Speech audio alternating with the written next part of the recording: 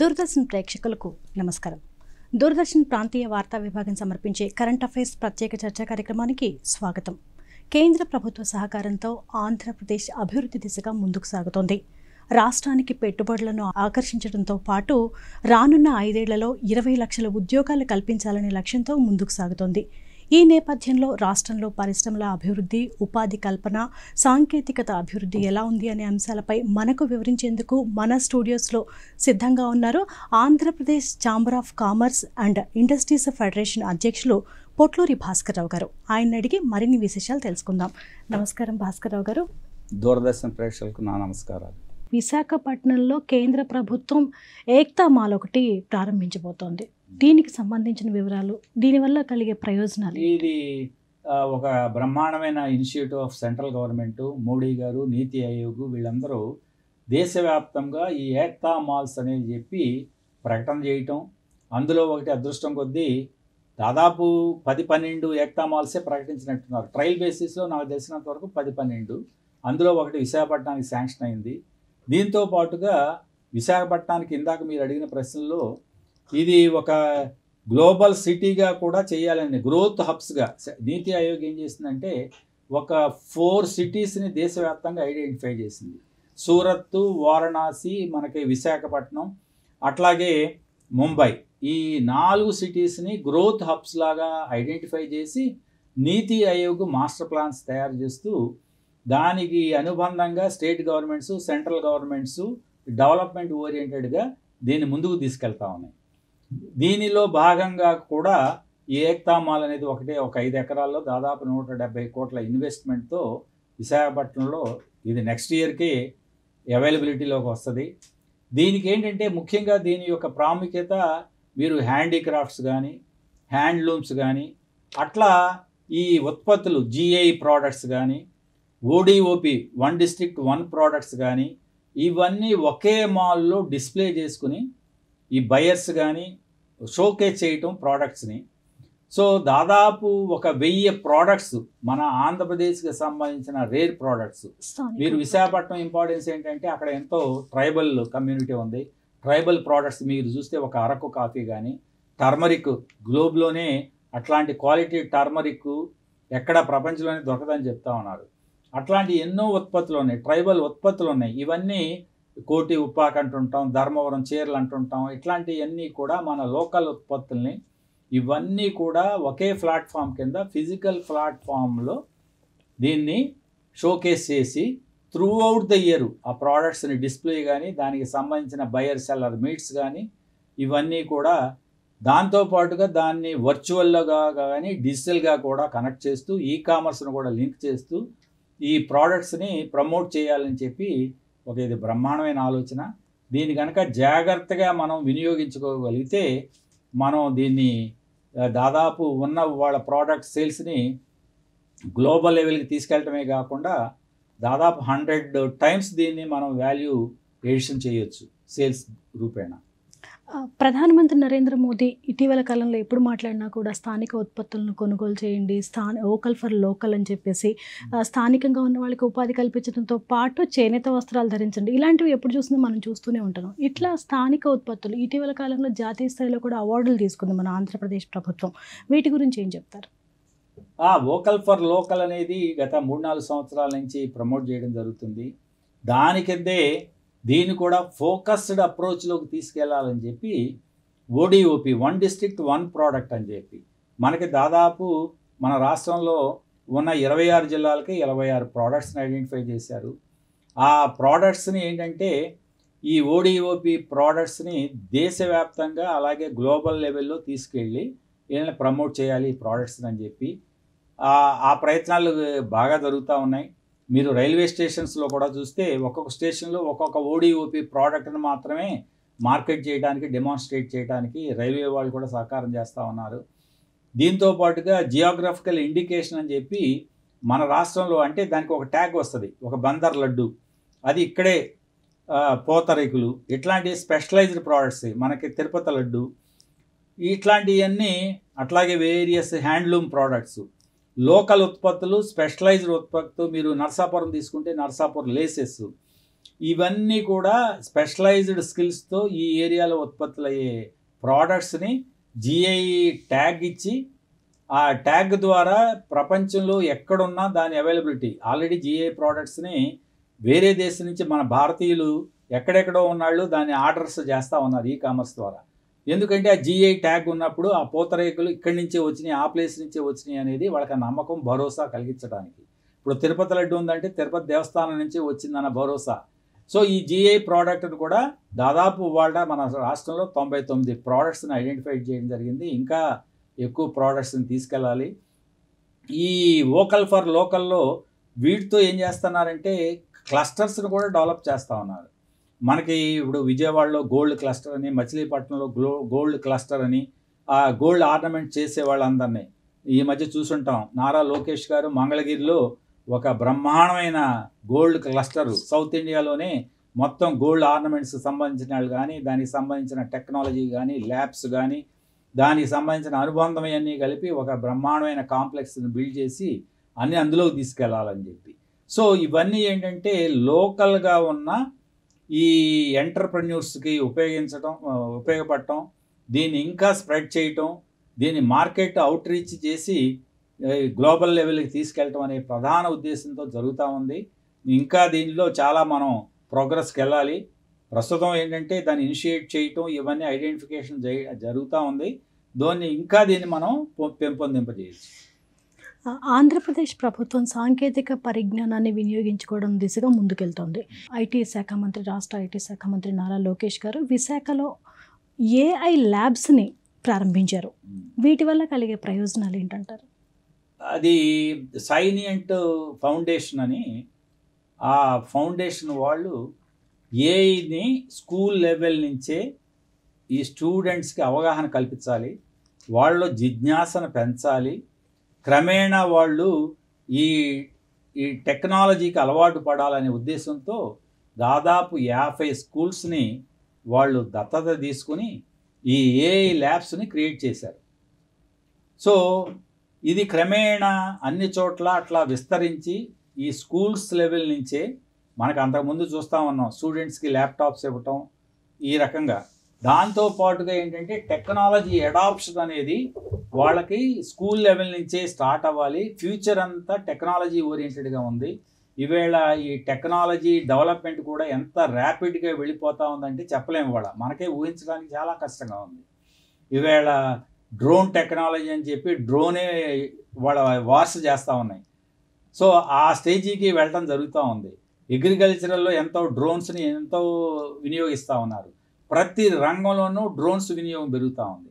అలాగే artificial intelligence, మీరు robotics చూస్తే మీరు చైనాలో ఒక ఎంటైర్ హాస్పిటల్ రిసెప్షన్ నుంచి ఒక పేషెంట్ వెళ్తే రిసెప్షన్ నుంచి బయట సర్జరీ చేయించుకుని బయటకు వచ్చేంత వరకు రోబోస్తో ఫుల్ ఫ్లెడ్జెడ్ రోబో హాస్పిటల్ అని పెట్టి అది చాలా సక్సెస్ఫుల్గా నడుపుతున్నారని చెప్పి మనం చూసాం.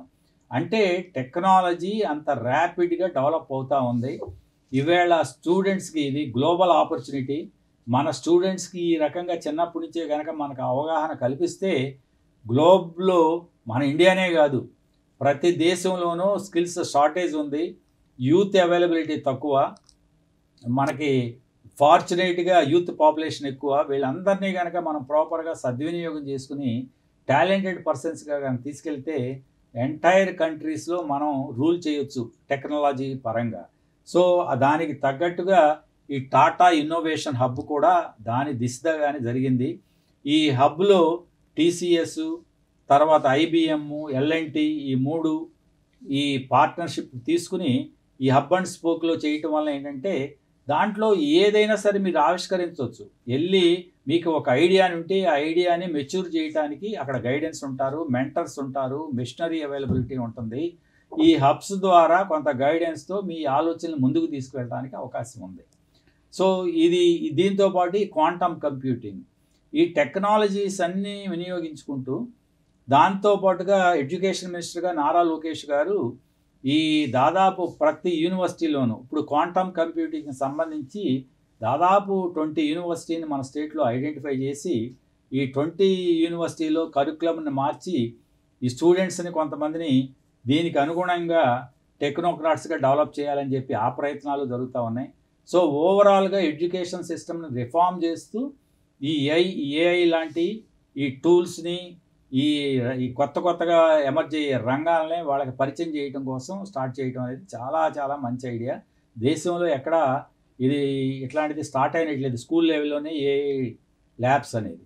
ఆత్మనిర్భర్ భారత దిశగా దేశం ముందడుగు వేస్తోంది. ఇందులోనే ఆంధ్రప్రదేశ్ ప్రభుత్వం కూడా తన వంతు సహాయ సహకారాలు అందిస్తుంది. ఈ రక్షణ ఏరోస్పేస్ రంగాల్లో భారత్కు ఆంధ్రప్రదేశ్ అందిస్తున్న సహకారం గురించి మీరేమంటారు? ఈ డిఫెన్స్ అండ్ ఏరోస్పేస్ ముఖ్యంగా మనం ముందుగా చూస్తుంటే ఆత్మనిర్భర్ భారత్ కింద మోడీ గారు గత 7-8 సంవత్సరాల నుంచి గట్టి ప్రయత్నాలుగా ఎన్నో పాలసీస్ తీసుకురావటం, సెల్ఫ్ రిలియంట్ అనే అప్రోచ్తో ముందుగా మనం ఇంపోర్ట్ సబ్స్టిట్యూషన్స్ని ఐడెంటిఫై చేసి దాన్ని ఇక్కడ పెంపొందింపజేయటం ఒకటి. తర్వాత ఈ డిఫెన్స్లో దాదాపు మనకేంటంటే 70-80% డిఫెన్స్ అంతా మనం ఇతర దేశాల మీద ఆధారపడతా ఉన్నాం. దీన్ని ముఖ్యంగా ఏరోస్పేస్ కూడా బాగా ఎమర్జింగ్. మనం చూస్తే మన రాష్ట్రంలో ఇస్రో, ఫార్చునేట్గా ఇస్రో అనేది మన రాష్ట్రంలోనే ఉంది. ఏ రాకెట్ లాంచ్ అయినా ఎక్కడి నుంచి దాదాపు ఎంటైర్ గ్లోబ్లోనే ఇస్రో అనేది ఎంతో ప్రాముఖ్యత సాధించింది వేళ. అలాగే మనకి ఇంకొకటి బ్రహ్మాండమైన మిసైల్ రేంజ్ టెస్టింగ్ది కూడా నాగాలాండ్లో శాంక్షన్ అయింది. అది కూడా చాలా పెద్ద ప్రాజెక్టు. అలాగే ఇస్రో దగ్గర మనకి సూర్యాపేట దగ్గర ఉన్న ఇస్రోలో కూడా ఇంకా సెకండ్ ఫేజ్ అనేది డెవలప్ చేస్తూ ఉన్నారు. ఇవి కాకుండా మనకి భారత్ డైనమిక్స్ కానీ డిఆర్డిఓ కానీ ఇవన్నీ కూడా విశాఖపట్నంలో ఉన్నాయి. అట్లాగే నేవల్కి సంబంధించిన షిప్ బిల్డింగ్ కానీ ఎన్నో నేవీ బేస్డ్ డిఫెన్స్కి సంబంధించిన యూనిట్స్ అనేది విశాఖపట్నంలో ఉన్నాయి. సో ఒక ఎకో సిస్టమ్ ఆంధ్రప్రదేశ్లో ఇంతకు ముందు ఉంది. దీన్ని ఇంకా పెంపొందింపజేయాలి, ఇది అద్భుతమైన అవకాశం అని చెప్పి చంద్రబాబు గారు చాలా బ్రహ్మాండమైన ఇనిషియేటివ్ తీసుకుని సతీష్ రెడ్డి గారిని ఎక్స్ డిఆర్డిఓ చైర్మన్ని అలాగే ఇస్రో చైర్మన్ని వాళ్ళిద్దరిని గవర్నమెంట్ అడ్వైజర్స్గా తీసుకురావడం జరిగింది. సో ఈ అడ్వైజర్స్ వచ్చిన తర్వాత 2-3 మీటింగ్స్ చేయటం, స్టేక్ హోల్డర్స్తో సలహాలు తీసుకుని ఒక అద్భుతమైన డిఫెన్స్ అండ్ ఏరోస్పేస్ పాలసీని కూడా అన్వీల్ చేశారు.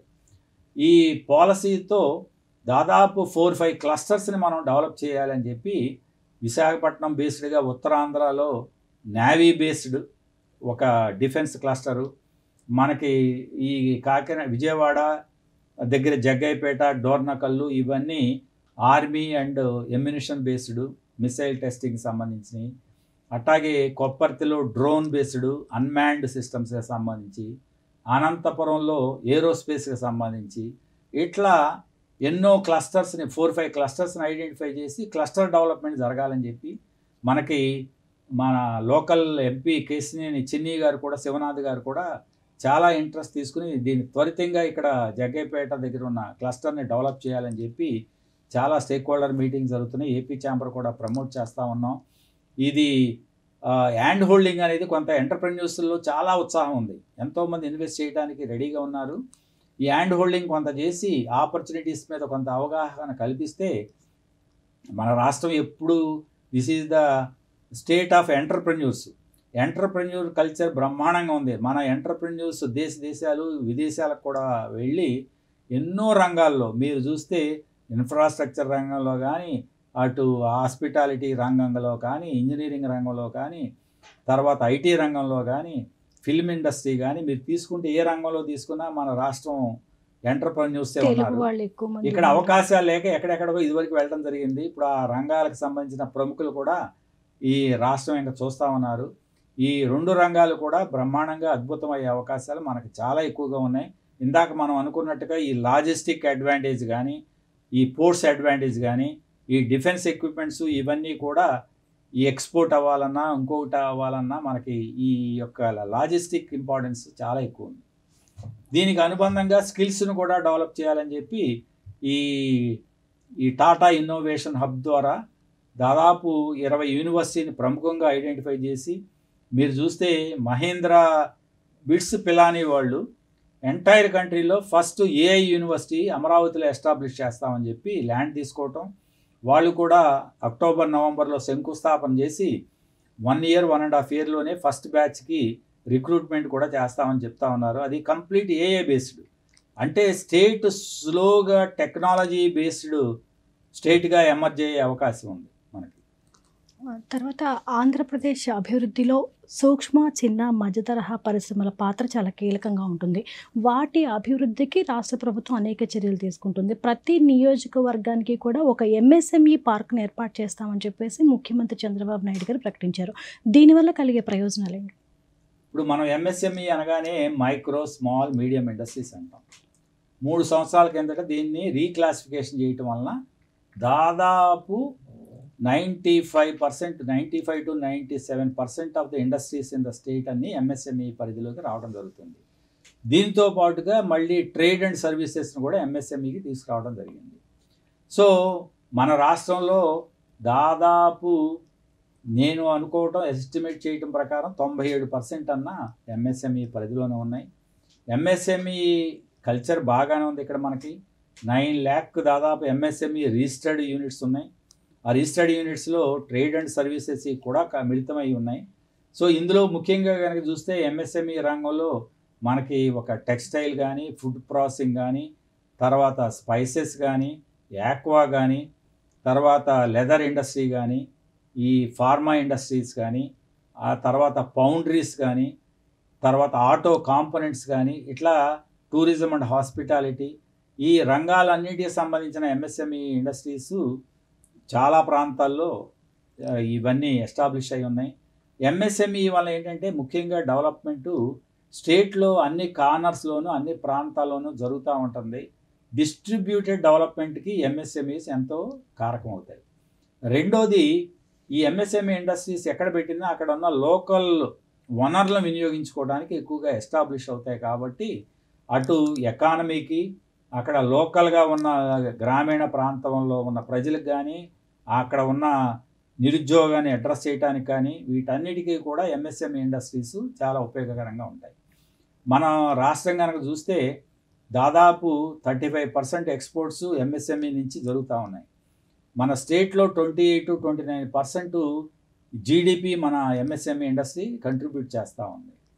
సో ఈ గవర్నమెంటు చంద్రబాబు గారు ఎంఎస్ఎంఈ పార్క్స్ని ప్రతి అసెంబ్లీ కాన్స్టిట్యూషన్లో ఒకటన్నా మనం ఎస్టాబ్లిష్ చేయాలని చెప్పి ఆయన తీసుకోవడం చర్యలు.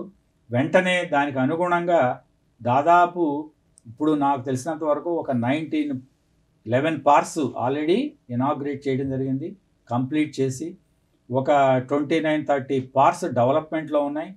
ఓవరాల్గా 175లో ఒక 100 ఏమో ఏపీఐఏసి స్టేట్ గవర్నమెంట్ డెవలప్ చేయాలని చెప్పి, మిగతా 75 పార్క్స్ ప్రైవేట్ పీపీపీ మోడల్లో డెవలప్ చేయాలని, లేకపోతే పూర్తిగా ప్రైవేట్ పార్క్స్గా డెవలప్ చేయాలని చెప్పి నిర్ణయం జరిగింది. ప్రైవేట్ పార్క్ పాలసీ కూడా ఒకటి తీసుకురావడం జరిగింది స్టేట్ గవర్నమెంట్. ఎవరన్నా ముందుకొచ్చి వాళ్ళ ల్యాండ్, ఒక 20 ఎకరాల ల్యాండో 50 ఎకరాల ల్యాండో వాళ్ళే పార్క్ని ఎస్టాబ్లిష్ చేస్తూ ఉన్నప్పుడు గవర్నమెంట్ చేయూతనిస్తూ కొంత ఇన్ఫ్రాస్ట్రక్చర్ డెవలప్మెంట్కి, కొంత క్యాపిటల్ ఇన్వెస్ట్మెంట్ సబ్సిడీకి ప్రోత్సాహం ఇస్తూ ఈ ప్రైవేట్ పార్క్స్ని కూడా డెవలప్ చేయడానికి గవర్నమెంట్ చర్యలు తీసుకుంటా ఉంది. దీనివలన యావరేజ్న మనం కనుక ఒక 100 కోట్లు ఇన్వెస్ట్మెంట్ ఒక్కొక్క పార్కులోకి వచ్చింది, 100 నుంచి 200 కోట్లు ఈజీగా వస్తుందని మేము ఎస్టిమేట్ చేస్తూ ఉన్నాం. సో 100 కోట్లని వేసుకున్నా దాదాపు 17,500 కోట్లు 20,000 కోట్లు ఈజీగా మనకి ఇన్వెస్ట్మెంట్స్ రావటం, ఒక 2 లక్షల మంది కన్నా జాబ్స్ క్రియేట్ అవుతాయి. ఇవన్నీ కూడా డిస్ట్రిబ్యూటెడ్గా ఉంటాయి కాబట్టి యూనిఫామ్ డెవలప్మెంట్ స్టేట్లో ఎకానమీ డెవలప్మెంట్కి ఉపయోగపడుతుంది. వీటితో ఏంటంటే మనం అనుకున్నట్టుగా ఒక ఎంఎస్ఎంఈగా వేసుకున్నప్పుడు గుంటూరు ప్రాంతంలో వచ్చే ఎంఎస్ఎంఈ పార్కులో ఆ స్పైసెస్ ఓరియంటెడ్గా ఎక్కువగా యూనిట్స్ రావడానికి, ఈ గోదావరి జిల్లాల్లో యాక్వా పరిశ్రమకి. సో ఇందులో కూడా కొన్ని మల్టీ ప్రోడక్ట్ పార్క్స్, కొన్ని ఏమో సింగిల్ సెక్టార్ ఫోకస్డ్గా కూడా వస్తున్నాయి అక్కడ ఉన్న అవకాశాలను బట్టి. సో గవర్నమెంట్ దాన్ని చాలా పుష్ చేస్తూ ఉంది, ఒక పెద్ద మెషినరీ వర్క్ చేస్తుంది. త్వరితంగా నెక్స్ట్ ఇయర్ లోపు 175 పార్కుల్ని కంప్లీట్ చేసి ఇన్వెస్టర్స్కి అవైలబిలిటీలో తీసుకురావాలని చెప్పి ఆంధ్రప్రదేశ్ ప్రభుత్వం ప్రతి కుటుంబం నుంచి కూడా ఒక పారిశ్రామికవేత్త రావాలని సంకల్పించి ఆ దిశగా చర్యలు చేపట్టింది. దీనికి ప్రభుత్వం తీసుకుంటున్న చర్యలు ఏంటి, అలాగే ప్రజల స్పందన ఎలా ఉంది? ఇది మనం ముందుగానే అనుకున్నట్టుగా మనకి ఎంటర్‌ప్రెన్యూర్ కల్చర్ చాలా ఎక్కువ. అవకాశాలు గనక ఉంటే అద్భుతంగా ప్రతి వాళ్ళు ఒక ఎంటర్‌ప్రెన్యూర్‌గా ఎదగడానికి ప్రయత్నాలు జరుగుతూ ఉంటాయి ఇక్కడ. సో మనకి ఎన్నో రంగాల్లో మనం చాలా లీడర్‌షిప్ పొజిషన్స్‌లో ఉన్నాం. మన ఎంటర్‌ప్రెన్యూర్స్ వెళ్ళి వాటిని ఎస్టాబ్లిష్ చేసి ఆ రంగాల్ని అభివృద్ధి చేస్తూ వెళ్తాం. ఈవేళ టెక్నాలజీయే తీసుకుంటే యూఎస్‌లో దాదాపు అన్ని టెక్నాలజీ సిలికాన్ వ్యాలీ అంటే కానీ లేకపోతే ఇతర ఐటీ హబ్స్లో కానీ ప్రముఖ పాత్ర పోషిస్తుందే మన తెలుగు వారికి సంబంధించిన టెక్నోక్రాట్సే. దాదాపు లీడర్షిప్ పొజిషన్స్లో 20 కంపెనీల్లో ఉన్నారు. అందులో ఒక 7-8 కంపెనీలకి మన తెలుగువారు నెంబర్ 1 పొజిషన్లో లీడ్ చేస్తున్నారు. ఇప్పుడు మీకు తెలిసిందే మైక్రోసాఫ్ట్ కానీ గూగుల్ కానీ ఇట్లాంటివన్నీ మన ఇండియన్స్, అందులో తెలుగు వాళ్ళకి మైక్రోసాఫ్ట్ మన తెలుగువారే ఇట్లా. సో ఇది గనక ఈ వన్ ఫ్యామిలీ వన్ ఎంటర్‌ప్రెన్యూర్ అనేది ఏంటంటే మెయిన్గా మీరు ఎంటర్‌ప్రెన్యూర్‌గా ఎదగాలి. సెల్ఫ్ ఎంప్లాయ్మెంట్ ఓరియంటెడ్ డెవలప్మెంట్ అనేది జరగాలి. ఇప్పుడు ఈ ఎంఎస్ఎంఈ పార్క్స్ ప్రతి కాన్స్టిట్యుయెన్సీలో పెట్టడానికి ఇది ఒక బీజం. అక్కడ ఏంటంటే మైక్రో ఇండస్ట్రీస్ మనకి ఎంఎస్ఎంఈ అనగానే 9 లక్షల రిజిస్టర్డ్ ఎంఎస్ఎంఈ అన్నప్పుడు దానిలో 90% మైక్రో యూనిట్సే ఉంటాయి. ఈ మైక్రో యూనిట్స్ అన్ని చిన్న చిన్న ఇన్వెస్ట్మెంట్స్తో ఒక ఉమెన్ ఎంపవర్మెంట్కైనా ఉపయోగపడతాయి. వాళ్ళకు ఒక ఆలోచన ఉంది. ఆ ఆలోచన ఉన్నప్పుడు ఇక్కడ వాళ్ళకి సరైన సదుపాయాలు ఎకో సిస్టమ్ కనుక ఉండి ఒక పార్కులో కనుక ఈజీగా వాళ్ళు ఎస్టాబ్లిష్ చేసుకోగలరు. సింగిల్ విండో స్కీము ఎంతో లిబరలైజ్ చేశారు పాలసీస్ అన్ని. సో ఒక చిన్న ఎంటర్‌ప్రెన్యూర్ ఒక చిన్న ఆలోచనతో ఒక ఎంటర్‌ప్రెన్యూర్‌గా ఎదగాలంటే చాలా ఈజీగా వాళ్ళ సెటప్ చేసుకోవచ్చు. సో వాళ్ళకున్న మీరు ప్రతి ఫ్యామిలీని సర్వే చేస్తూ ఉన్నారు. అసలు ఏంటి వాళ్ళకున్న ఆలోచనలు ఏంటి, వాళ్ళ స్కిల్స్ ఏంటని చెప్పి ఫ్యామిలీ సర్వే అనేది కూడా జరిగింది ఆ మధ్య. అందులోంచి ఐడెంటిఫై చేస్తూ గవర్నమెంట్ కూడా హ్యాండ్ హోల్డ్ చేస్తూ వాళ్ళ ఆలోచనలకి ఇంకా పదును పెడుతూ వాళ్ళకి అవసరమైతే ట్రైనింగ్స్ ఇచ్చి ఈ ఎంఎస్ఎంఈ పార్ట్స్లో స్లోగా ఎస్టాబ్లిష్ చేసుకోవడానికి ఇప్పుడు ఉన్న మైక్రో ఎంటర్ప్రైజెస్ ఏమన్నా ఉన్నాయో 90% మైక్రో ఎంటర్ప్రైజెస్ని నెక్స్ట్ లెవెల్లో స్కేల్ చేయడానికి ఈ రకంగా ఎన్నో ప్రయత్నాలు జరుగుతూ ఉన్నాయి. సో ఆ దిశగా గవర్నమెంట్ చాలా ప్లాన్ చేస్తుంది. దాదాపు ఏపీ స్కిల్ డెవలప్మెంట్ సెంటరు ఎన్నో ట్రైనింగ్స్ ప్రోగ్రామ్స్ని ఆర్గనైజ్ చేస్తూ ఉన్నారు. ఇవన్నీ ఎంప్లాయ్మెంట్ ఎంటర్‌ప్రెన్యూర్ డెవలప్మెంట్ ప్రోగ్రామ్స్ అని ఈడీపీ ప్రోగ్రామ్స్ అంటాం.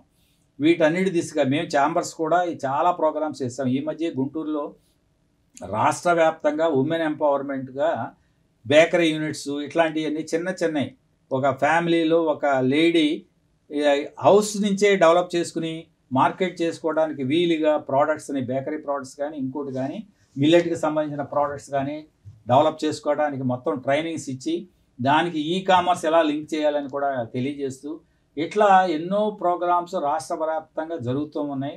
స్కిల్ డెవలప్మెంట్ సెంటర్స్ అని దాదాపు 200 ప్లేసుల్లో అవి సెంటర్స్ ఎస్టాబ్లిష్ అయి ఉన్నాయి. ఇవన్నీ కూడా ఒక ఫోకస్డ్ అప్రోచ్లో కనుక ప్లాన్ చేస్తే వన్ ఫ్యామిలీ వన్ ఎంటర్‌ప్రెన్యూర్ అనేది చాలా దూరం ఏం కాదు, త్వరలోనే మనం టార్గెట్ చేయొచ్చు. అలాగే భారత్ బ్రిటన్ మధ్య స్వేచ్ఛా వాణిజ్య ఒప్పందం వల్ల ఆంధ్రప్రదేశ్ రాష్ట్రానికి కలిగే ప్రయోజనాలు ఏంటి? ఇది యూనియన్ గవర్నమెంటు మోడీ గారి నాయకత్వంలో ఇది ఒక అద్భుతమైన చర్య అని చెప్పుకోవాలి.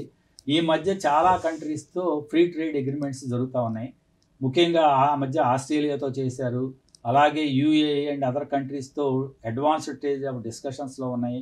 యూకేతో కంక్లూడ్ అయింది. ఇది చాలా అద్భుతమైంది. దాదాపు 99% ఆఫ్ అవర్ ప్రోడక్ట్స్కి మనం ఎగుమతి చేసే ఉత్పత్తుల్లో కానీ రేపు అవకాశాలు ఉన్న ప్రోడక్ట్స్లో కానీ 99% ప్రోడక్ట్స్కి తరీఫ్స్ అనేవి లేవు. జీరో తరీఫ్ అంటే మనం ఏది ఎక్స్పోర్ట్ చేసినా అక్కడ ఏ రకమైన ఇంపోర్ట్ డ్యూటీ లేకుండా దిగుమతి అయ్యే అవకాశాలు ఉన్నాయి. మన రాష్ట్రం నుంచి తీస్తే ఇందాక మనం యాక్వా గురించి చెప్పుకున్నాం. యాక్వా ఎక్స్పోర్ట్స్ ఎక్కువగా ఇప్పుడు అమెరికాకు వెళ్తూ ఉన్నాయి. సో అమెరికాలో ఈ తరీఫ్స్ వలన ట్రంప్ తరీఫ్స్ వలన కొన్ని ఇబ్బందులు ఉన్నాయి.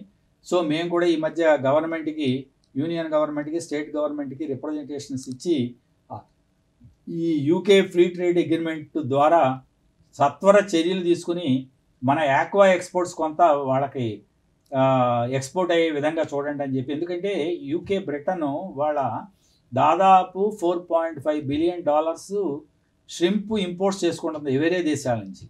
మన దేశం కంట్రిబ్యూషన్ చాలా తక్కువగా ఉంది. సో అవకాశం ఉంది అందులో మనం ఎక్స్పోర్ట్ చేయడానికి. అలాగే మనకి సంబంధించిన ఎపరల్ కానీ టెక్స్టైల్స్ కానీ యూకే మార్కెట్ మనకు అందుబాటులోకి వచ్చినప్పుడు అడ్వాంటేజ్ ఏంటంటే యూకే ద్వారా మనకి యూరోప్ కూడా యాక్సెస్ ఉంటుంది. ఎందుకంటే అవన్నీ యూరోపియన్ యూనియన్కి దగ్గరగా ఉన్నాయి, ఈజీగా అక్కడి నుంచి ట్రాన్స్పోర్ట్ అవ్వడానికి కానీ మార్కెట్ అవ్వడానికి కానీ వాళ్ళకి ఇంటర్నల్ ఫ్రీ ట్రేడ్ అగ్రిమెంట్స్ కొన్ని ఉన్నాయి. సో మన ఉత్పత్తులు యూకే వెళ్తే యూకే నుంచి యూరోప్ కూడా వెళ్ళే అవకాశాలు ఉన్నాయి. UK itself is a big market మనకి. సో మన రాష్ట్రంలో ఉండే యాక్వా ఎక్స్పోర్ట్స్ కానీ ఫార్మాకి సంబంధించిన ఈ ఫార్ములేషన్స్ కానీ మెడిసిన్స్ కానీ అలాగే టెక్స్టైల్స్ అండ్ ఎపరల్ కానీ లెదర్ ఇండస్ట్రీ కానీ ఇంజనీరింగ్ కొన్ని ప్రోడక్ట్స్ కానీ ఇవన్నీ కూడా యూకేకి మన రాష్ట్రం నుంచి వెళ్ళే అవకాశాలు ఉన్నాయి. ఇది చాలా ఇంపార్టెంట్ పరిణామం అని అనుకోవచ్చు.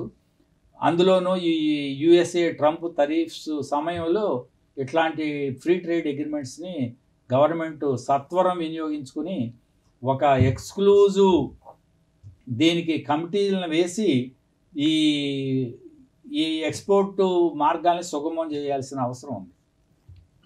అలాగే ఇప్పుడు రాష్ట్రంలో రియల్ ఎస్టేట్ కానీ నిర్మాణ రంగాల అభివృద్ధి కానీ ఎలా ఉంది?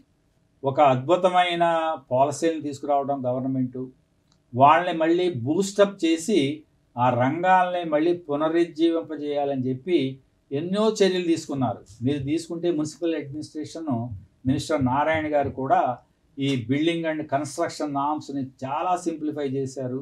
తర్వాత సింగిల్ విండో కింద దానికి తీసుకురావటం, ఇట్లా చాలా చాలా వెసులుబాట్లు కల్పించారు. ఆ రంగాన్ని ఎంతో కొంత ఉత్తేజం చేయాలని చెప్పి ఈవేళ మనం చూస్తే ఒక Amaravati green field city development ఇప్పుడిప్పుడే ఇక మెల్లమెల్లగా యాక్టివిటీస్ అనేది పుంజుకుంటా ఉన్నాయి. ఈ అమరావతితో పాటుగా మేము రాబోయే 5-6 సంవత్సరాల్లో గుంటూరు, తెనాలి, మంగళగిరి, విజయవాడ, అమరావతి కలిపి ఒక మెగా సిటీగా డెవలప్ అయ్యే అవకాశం క్లియర్ కట్గా కనిపిస్తూ ఉంది. ఆ రకంగా చర్యలు కూడా ఉన్నాయి. ఈ సిఆర్డి అని కూడా ఇంకా విస్తరిస్తూ ఉన్నారు. మళ్ళీ ఇవన్నీ కలిపి ఒక క్యాపిటల్ సిటీగా కూడా అనౌన్స్ చేయాల్సిన అవసరం ఉంది. ఈ 3-4 సిటీలని కలిపి ఒక మాస్టర్ ప్లాన్, ఒక్క అమరావతి మాస్టర్ ప్లానే కాకుండా ఈ మూడింటికి కూడా మాస్టర్ ప్లాన్ వేసి ఏ రకంగా దీన్ని అనుసంధానం చేయాలి 4 సిటీస్ని అని చెప్పి ప్లానింగ్ అనేది జరగాలి. ఇవాళ ఉన్న పాపులేషనే తీసుకుంటే ఈ 3 సిటీల్లో దాదాపు 30-35 లక్షల మంది ఉన్నారు. రాబోయే 5 సంవత్సరాల్లో ఒక 50-60 లక్షలకి మనం ఈ పాపులేషన్ని తీసుకెళ్ళవచ్చు. దాదాపుగా మనం హైదరాబాద్కి దరిదాపుగా పోటీ పడే అవకాశం ఉంటుంది. ఇది ఒక బ్రహ్మాండమైన రెవెన్యూ జనరేషన్గా. వీటితో పాటుగా విశాఖపట్నంలో కూడా ఈ నిర్మాణ రంగం చాలా ముందుకు వెళ్తుందని చెప్పి, ఎందుకంటే ఎన్నో కంపెనీస్ వస్తున్నాయి. ఇవన్నీ 1,00,000 మంది నెక్స్ట్ ఇయర్కి ఎంప్లాయ్మెంట్ జనరేట్ అయినప్పుడు వీళ్ళందరికీ హౌసెస్ రిక్వైర్మెంట్ కానీ సోషల్ ఇన్ఫ్రాస్ట్రక్చర్ అదరు దానికి ఎడ్యుకేషన్ అవ్వచ్చు, హెల్త్ కేర్ అవ్వచ్చు, ప్రతి దానికి మనకి నిర్మాణ రంగం యొక్క అవసరం ఉంది. ఇండస్ట్రియల్ డెవలప్మెంట్ జరగాలన్నా కూడా నిర్మాణ రంగం. వీటితో పాటుగా ఎంతో ఇన్ఫ్రాస్ట్రక్చర్ డెవలప్మెంట్ జరుగుతూ ఉంది.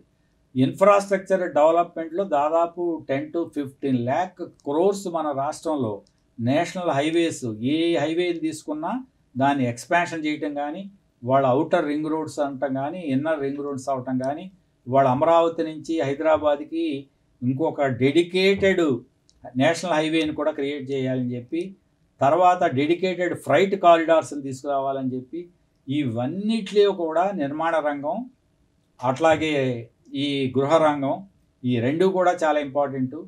మేము ఎంఎస్ఎంఈ పార్క్స్కి అనుబంధంగా ఒక ఈ టిడ్కో హౌసెస్ లాంటివి కూడా క్రియేట్ చేయండి, దాంతో లేబరు తర్వాత ఈ సెమీ స్కిల్డ్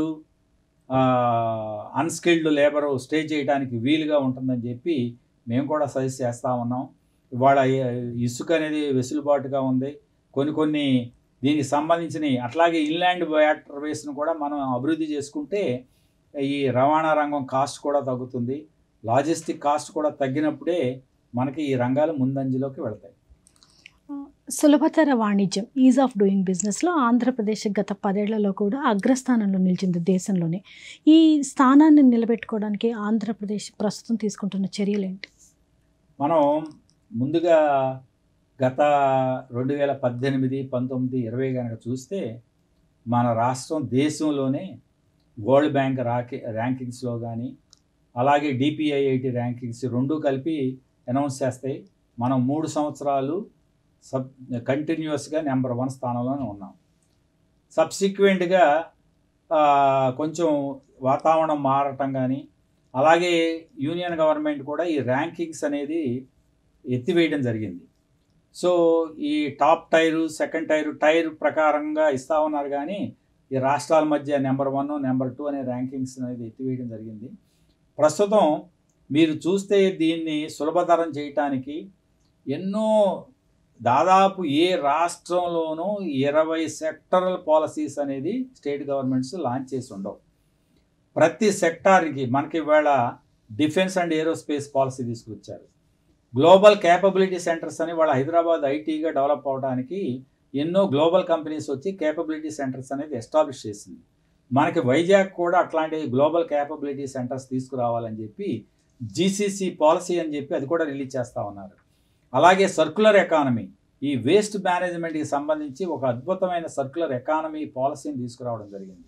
అట్లా అసలు ఏ సెక్టార్కి తీసుకున్న ఒక drone policy, renewable energy policy, అట్లా ప్రతి రంగానికి సంబంధించి ఒక ఫోకస్డ్ అటెన్షన్ పెట్టి ఇన్వెస్టర్స్కి చాలా ఈజీగా ఉండాలని చెప్పడం, దానికి తగ్గట్టుగా ప్రతి రూల్ బుక్ని స్టడీ చేస్తూ దాన్ని సింప్లిఫై చేయాలనే ప్రయత్నాలు మేము కూడా ఏపీ ఛాంబర్స్ నుంచి ఎన్నో సజెషన్స్ ఇవ్వడం జరిగింది. ఆ మధ్య సెంట్రల్ గవర్నమెంట్ కూడా ఈ నామ్స్ని ఈజ్ ఆఫ్ డూయింగ్ సంబంధించి ఇంకా సూచనలు సలహాలు ఇవ్వండి, ఇంకా సింప్లిఫై చేద్దామని చెప్తే మేము కూడా ఎన్నో సలహాలు ఇవ్వడం జరిగింది. ముఖ్యంగా ఏజ్ ఓల్డ్ ఈ ఫైరు, పవరు, ఇవన్నీ పాలసీస్, పొల్యూషను, ఇవన్నీ కూడా ముఖ్యంగా ఫైర్ అండ్ పొల్యూషన్ నామ్స్ ఎప్పుడో 30-45 సంవత్సరాల నాటి టెక్నాలజీ ఎంతో డెవలప్ అయింది. దానికి అనుగుణంగా పాలసీలు మార్చాల్సిన అవసరం ఉంది. వీటితో పాటుగా గవర్నమెంటు ఇంకొక 2-3 ఇంపార్టెంట్ చర్యలు తీసుకుంది. నాలా అనేది నాన్ అగ్రికల్చర్ ల్యాండ్ కన్వర్షన్ అనేది దాన్ని అబాలిష్ చేయటం, తర్వాత బిల్డింగ్ నామ్స్ని సింప్లిఫై చేయటం, తర్వాత రూరల్ ఏరియాస్లో ఉన్న ఇండస్ట్రీస్ ఏదన్నా ఎస్టాబ్లిష్ చేసేటప్పుడు ఫుడ్ ప్రాసెసింగ్ యూనిట్స్ వాటికి ఈ బిల్డింగ్ ఫీజెస్, పర్మిషన్స్ వీటిని సులభతరం చేశారు. ఇవి కాకుండా సింగిల్ విండో అనేది 2014 నుంచి చంద్రబాబు గారు ఎప్పుడు అన్ని సంబంధించిన అప్రూవల్స్, క్లియరెన్సెస్ సింగిల్ విండో జరగాలని చెప్పి వాటిల్లో ఇంకా రకరకాల డిపార్ట్మెంట్ కూడా తీసుకొస్తా ఉన్నారు. సింగిల్ విండోని ఇంకా ఎక్స్పాండ్ చేస్తూ ఉన్నారు. ఒకసారి మీరు అప్లై చేస్తే సింగిల్ విండో ద్వారా దాదాపు మీకు సంబంధించిన అన్ని పర్మిషన్స్ దాని ద్వారా రావాలని చెప్పి ఈవేళ ముఖ్యంగా స్పీడ్ ఆఫ్ డూయింగ్ అని చెప్పి దాని మీద వర్క్ చేస్తూ ఉన్నారు. ఒక ఇన్వెస్టర్ ఒక ప్రపోజల్తో, కాంక్రీట్ ప్రపోజల్తో వస్తే approval, highest level of approval కూడా వితిన్ 1 month జరుగుతూ ఉంది, నేను గ్యారంటీగా చెప్పగలను. సో అన్ని levels of scrutinies, 3-4 levels of scrutiny ఉంటాయి. అన్ని స్క్రూటినీస్ క్లియర్ అయ్యి క్యాబినెట్ లెవెల్ అప్రూవల్ అవటం, ప్రపోజల్ అంతా ప్రాపర్గా ఉండి, ఇన్వెస్ట్మెంట్స్ అంతా క్లియర్గా ఉండి, అదంతా కనుక ఉంటే స్ట్రక్చర్డ్ వేలో 1 monthలోనే క్లియరెన్స్ చేస్తూ ఉన్నారు. ల్యాండ్ అలాట్మెంట్ కూడా చాలా ఈజీగా జరుగుతూ ఉంది. ఆంధ్రప్రదేశ్లో జల రవాణాతో అటు రవాణా రంగానికి, పర్యాటక రంగానికి ఎలాంటి ప్రయోజనాలు చేకూరుతున్నాయి? మనకి ఈ 1000 kilometers కోస్ట్ లైన్ ఉండటం చాలా అడ్వాంటేజీ. దానికి అనుబంధంగా వాళ్ళ 6 పోర్ట్స్ ఆల్రెడీ ఉన్నాయి మనకి. విశాఖపట్నం, గంగవరం, కాకినాడ, తర్వాత కృష్ణపట్నం, కాకినాడలో ఇంకొకటి SEZ పోర్టు, ఇట్లా మనకి పోర్ట్స్ ఇంకో 4 పోర్ట్స్ ఏమో డెవలప్మెంట్ స్టేజ్లో ఉన్నాయి. ఈ మచిలీపట్నం కానీ, ఈ రామాయపట్నం కానీ, తర్వాత మూలపేడ కానీ, కాకినాడలో ఇంకొక పోర్టుని కూడా డెవలప్ చేస్తూ ఉన్నారు.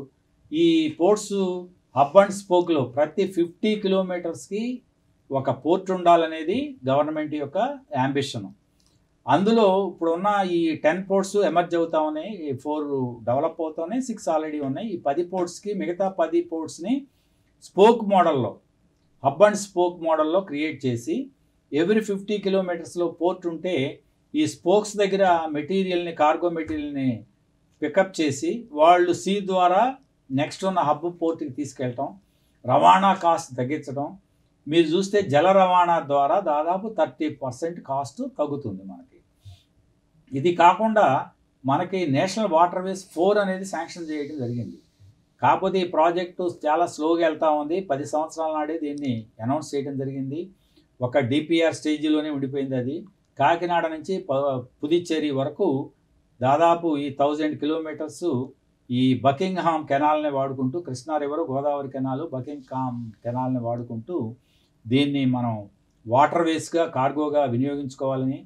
ప్రస్తుతం అందులో ఒక ఫస్ట్ స్టెప్ ఏం పడింది అంటే విజయవాడ నుంచి ముఖ్యాల జగ్గైపేట దగ్గర సిమెంట్ ఇండస్ట్రీస్ ఎన్నో ఉన్నాయి.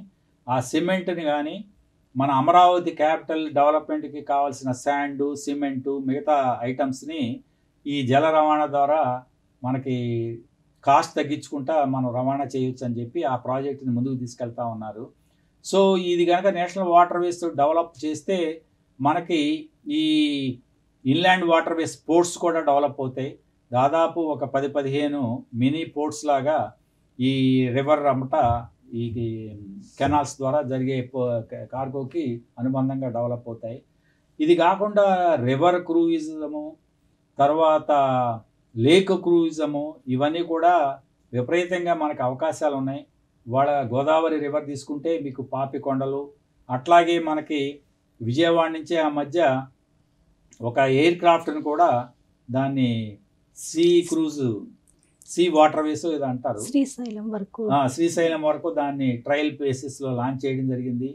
తర్వాత మనకి ఈ విశాఖపట్నానికి ఒక క్రూజ్ టెర్మినల్ కూడా కట్టడం జరిగింది. ఇంటర్నేషనల్ క్రూజెస్ మనకి ఇవాళ విశాఖపట్నాన్ని ల్యాండ్ అవ్వడానికి వీలుగా టెర్మినల్ కూడా డెవలప్ అయింది. ఆల్రెడీ చెన్నై టు విశాఖపట్నం, పాండిచ్చేరి, అండమాను వీటి వరకు మనకి క్రూజెస్ లైన్స్ స్టార్ట్ అయినాయి. ఇంకా విపరీతంగా మనకి విశాఖపట్నాన్ని ఈ cruise lines, international cruise lines touch అవ్వాల్సిన అవకాశం ఉంది. దీంతో పాటుగా ఈ జల రవాణా రంగాన్ని మనం కనుక డెవలప్ చేసుకుంటే ఈ లేక్స్ని కూడా, కొల్లేరు లేక్ కానీ, పులికాట్ కానీ, ఇట్లాంటివన్నీ మనం బ్రహ్మాండంగా అభివృద్ధి చేసుకుని ఈ రివర్ క్రూడిజం, లేక్ క్రూడిజం కూడా పెంపొందించుకోవచ్చు. బీచెస్ ఉన్నాయి, అద్భుతమైన బీచెస్ ఉన్నాయి. కానీ ఆ బీచెస్ని ప్రాపర్గా మనం వినియోగంలోకి తేగలేకపోయాం. మనకు వచ్చే టూరిజం అంతా డొమెస్టిక్ టూరిజం వస్తుంది, కానీ అది మెయిన్గా టెంపుల్ బేస్డ్ టూరిజం. ఈ బీచ్ విశాఖపట్నం బీచెస్ కానీ, అట్లాగే కాకినాడ కానీ, మనకి సూర్యలంక, చీరాల, చీరాల అది ఒక అద్భుతమైన ట్రాక్ ఉంది అక్కడ, 10-15 కిలోమీటర్స్ ట్రాక్. దాన్ని డెవలప్ చేస్తే మీరు కనుక మన బాపట్ల సూర్యలంక నుంచి చీరాల వరకు కనుక ఆ బీచ్ కారిడార్ని డెవలప్ చేస్తే 10-15 కిలోమీటర్స్ అద్భుతమైన రిసార్ట్స్ వచ్చే అవకాశాలు ఉన్నాయి. హైదరాబాద్కి సీ లేనందువల్ల బీచెస్ లేవు కాబట్టి వాళ్ళందరూ కూడా ఫుట్ఫాల్స్, మనకి దగ్గరగా ఉండేది మచిలీపట్నం, సూర్యలంక బీచెస్ కాబట్టి అద్భుతమైన బీచ్ టూరిజం పెరుగుతుంది. సో వీటన్నిటినీ మనం అందిపుచ్చుకోవాలి ఫోకస్డ్ అప్రోచ్లో. మేమేమంటున్నామంటే గవర్నమెంట్ని, స్టేట్ గవర్నమెంట్ని ఎవ్రీ ఇయర్ ఒక టూరిజం థీమ్ని తీసుకోండి.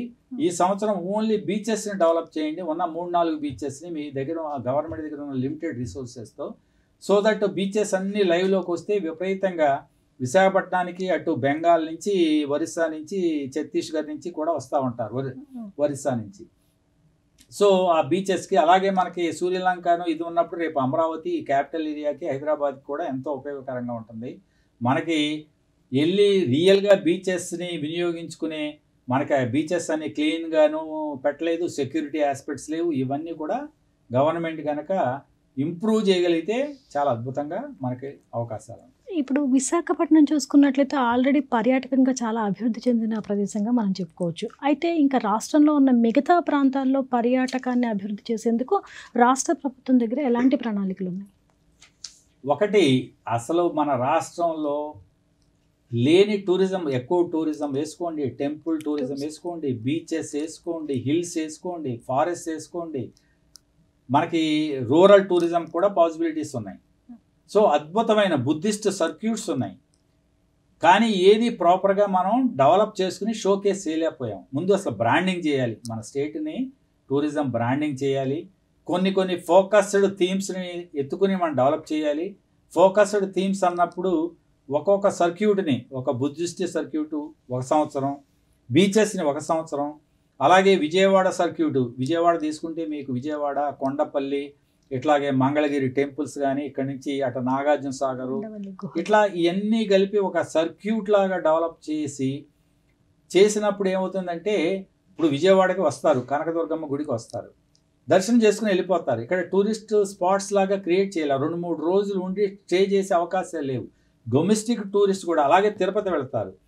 తిరుపతి దర్శనం అయిన తర్వాత బ్యాక్ వెళ్ళిపోవడమే కానీ అక్కడ ఏమి సర్క్యూట్లో ఒక 3 రోజులు మనం ఇక్కడ నుండి స్పెండ్ చేయొచ్చు. అద్భుతమైన అవకాశాలు ఉన్నాయి. అవన్నీ గండికోట, రాయలసీమలో ఉన్న గండికోట, యుఎస్లో గ్రాండ్ కెనియన్ అంటాం, మనకి ఇండియన్ గ్రాండ్ కెనియన్. గండికోట గనక చూస్తే ఎవరైనా అద్భుతంగా ఆశ్చర్యపోతారు, ఇట్లాంటి స్పాట్ మనకు ఉందా అని. ఒక గ్రాండ్ కెనియన్ లాంటి గండికోట ఉంది, మనకి లేపాక్షి ఉంది, బేలం కేవ్స్ ఉన్నాయి. వీటన్నిటినీ కూడా ప్రాపర్గా మనం వినియోగించుకోవట్లేదని నా అభిప్రాయం. గవర్నమెంటు బడ్జెటరీ కేటాయింపులు కూడా చాలా తక్కువగా ఉన్నాయి, ఇవి పెంపొందింపజేయాలి. ఎందుకంటే 300-400 కోట్ల బడ్జెట్తో ఏమవుతుందంటే, ఈ బడ్జెట్ని ఒక 20-30 ప్రాజెక్టుల్లో పెట్టేపాటికి అవన్నీ వేపర్ థిన్గా అయిపోయి ఏ ప్రాజెక్టు కంప్లీట్ అవ్వట్లేదు. ఒక్కొక్క సంవత్సరం ఒక్కొక్క థీమ్ని కనుక తీసుకుని డెవలప్ చేస్తే టూరిజంకి అద్భుతమైన పొటెన్షియాలిటీ ఉంటుంది. ఇవాళ మనం కంట్రీలో 3rd largest domestic tourism state ఇది. Okay, 3rd largest. కానీ వచ్చిన డొమెస్టిక్ టూరిస్ట్ అందరూ 99% టెంపుల్ టూరిజంకి వచ్చి వెనక్కి వెళ్ళిపోతా ఉన్నారు. దీన్ని మనం 10% అన్న కన్వర్ట్ చేసుకోగలిగితే చాలు. దీంతో పాటుగా ఈ ఉత్సవాలు చేయమంటున్నాం. మనకి అహ్మదాబాద్ అనగానే కైట్ ఫెస్టివల్ అంటాం. ఒక కైట్ థీమ్తో దాన్ని బ్రహ్మాండంగా అహ్మదాబాద్ని కైట్ ఫెస్టివల్గా డెవలప్ చేశారు.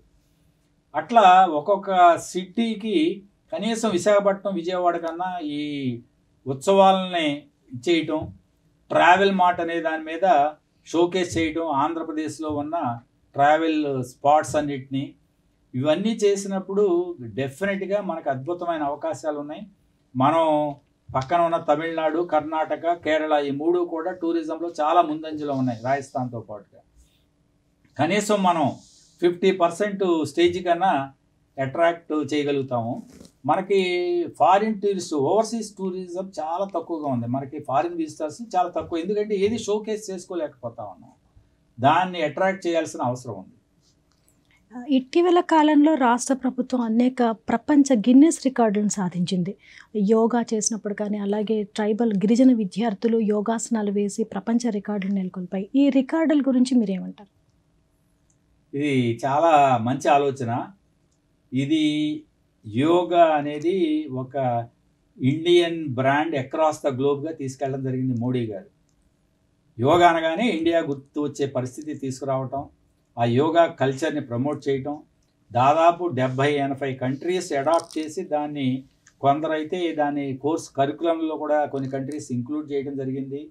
సో దీన్ని విశాఖని షోకేస్ చేసి, ఇందాక మనం అనుకున్నట్టుగా Visakhapatnam is one of the important centres of our state. ఆ రీజియన్ని బాగా డెవలప్ చేసి ప్రమోట్ చేయాలని చెప్పి ఇంటర్నేషనల్ లెవెల్లో విశాఖపట్నం దృష్టి పడాలి అని చెప్పి యోగాని అక్కడ ఏర్పాటు చేయటం, వరల్డ్ రికార్డ్ని సాధించడం, ఎవరు ఊహించిన విధంగా వరల్డ్ రికార్డ్ని ఎస్టాబ్లిష్ చేయటం, దానికి తగ్గట్టుగా నారా లోకేష్ గారు ట్రైబల్ విద్యార్థులతో దాన్ని కూడా ఒక రికార్డుగా పెట్టడం, ఇది గ్లోబల్ అటెన్షన్కి వెళ్ళింది. దానికి తగ్గట్టుగా యోగా ప్రోపగాండా అనేది పెరిగింది.